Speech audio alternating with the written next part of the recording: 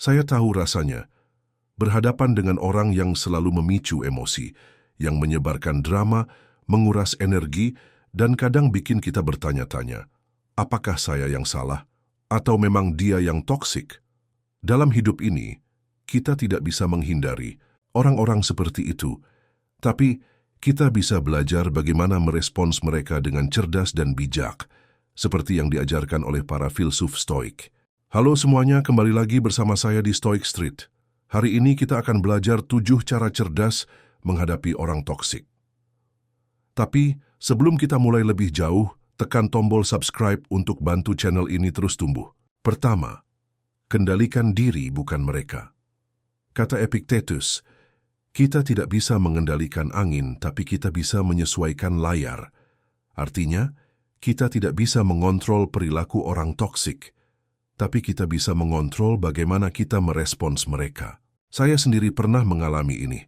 Setiap kali berhadapan dengan rekan kerja yang emosional, saya selalu ambil jeda sebentar. Saya tarik napas dan membayangkan skenario terburuk yang mungkin terjadi. Ini bukan pesimis, tapi bentuk persiapan mental. Dengan latihan ini, saya belajar tetap tenang, bahkan saat suasana sekitar saya sedang kacau. Orang toksik pun akhirnya kehilangan pegangan karena saya tak lagi memberi reaksi seperti dulu. Kedua, fokus pada hal yang bisa Anda kontrol. Marcus Aurelius pernah berkata, jangan sibuk dengan hal-hal yang tidak berguna bagi jiwa. Kita sering buang waktu berharap orang lain berubah, lebih dewasa, lebih pengertian, lebih masuk akal, tapi harapan itu malah bikin kita frustrasi. Dulu saya sering merasa kesal karena salah satu klien saya suka menunda-nunda. Tapi akhirnya saya sadar, saya tak bisa memaksa dia berubah. Saya hanya bisa memperbaiki cara saya bekerja dan meresponsnya. Dan anehnya, saat saya berhenti mencoba mengubah dia, saya justru merasa lebih bebas. Ketiga, jaga jarak dengan bijak. Stoikisme bukan berarti memusuhi siapapun, tapi kita punya tanggung jawab untuk menjaga kebersihan lingkungan mental kita. Saya punya teman lama yang, drama adalah nama tengahnya. Setiap ngobrol dengannya, saya pulang dengan kepala penuh keluhan. Akhirnya saya belajar untuk menetapkan batas. Saya tidak selalu angkat telepon, tidak ikut drama, tidak merasa bersalah ketika berkata tidak. Saya tetap peduli padanya, tapi saya lebih peduli pada kedamaian batin saya sendiri. Stoikisme mengajarkan kita bisa mencintai seseorang dari jauh, tanpa harus ikut tenggelam dalam kekacauannya. Keempat, gunakan logika bukan emosi.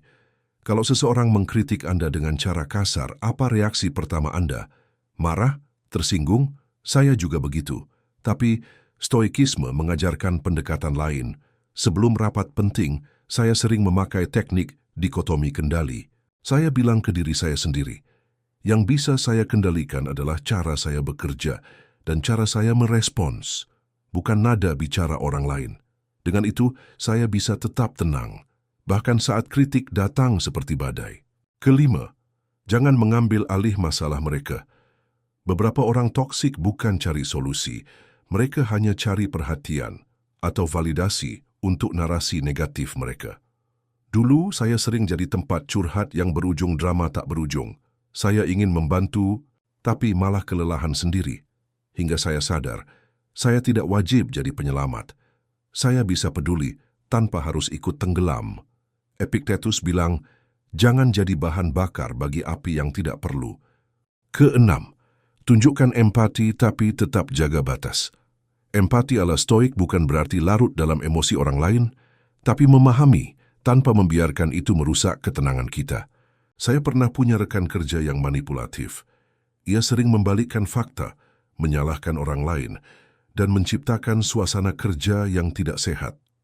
Awalnya saya ingin membalas, tapi stoikisme mengajarkan bahwa orang yang menyakiti seringkali adalah orang yang sedang menderita.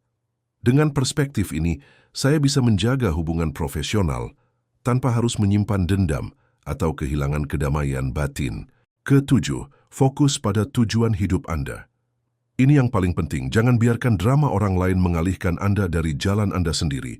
Saya ingat betul, ada satu rekan tim yang selalu cari konflik. Awalnya saya ikut terlibat, tapi lama-lama saya sadar, ini bukan bagian dari misi hidup saya. Saya punya tujuan, visi, impian, dan semua itu terlalu berharga untuk dikorbankan demi orang yang belum selesai dengan dirinya sendiri. Filsuf Seneca pernah berkata, orang lain akan terus bersikap seperti mereka. Tapi kamu bertanggung jawab untuk menjalani hidupmu dengan bijaksana. Menghadapi orang toksik bukan tentang menang debat, bukan juga soal menjauh secara kasar, tapi tentang menguasai diri sendiri, menetapkan batas, dan berpegang pada nilai-nilai hidup Anda. Dalam dunia yang penuh drama, kedamaian batin adalah kekuatan sejati. Kalau Anda merasa video ini bermanfaat, silakan bagikan ke teman yang sedang berjuang menghadapi orang toksik. Dan kalau Anda ingin belajar lebih banyak tentang filsafat stoikisme dan kehidupan yang bijaksana, jangan lupa subscribe, karena perjalanan kita baru saja dimulai. Terima kasih sudah menonton. Sampai jumpa di video selanjutnya.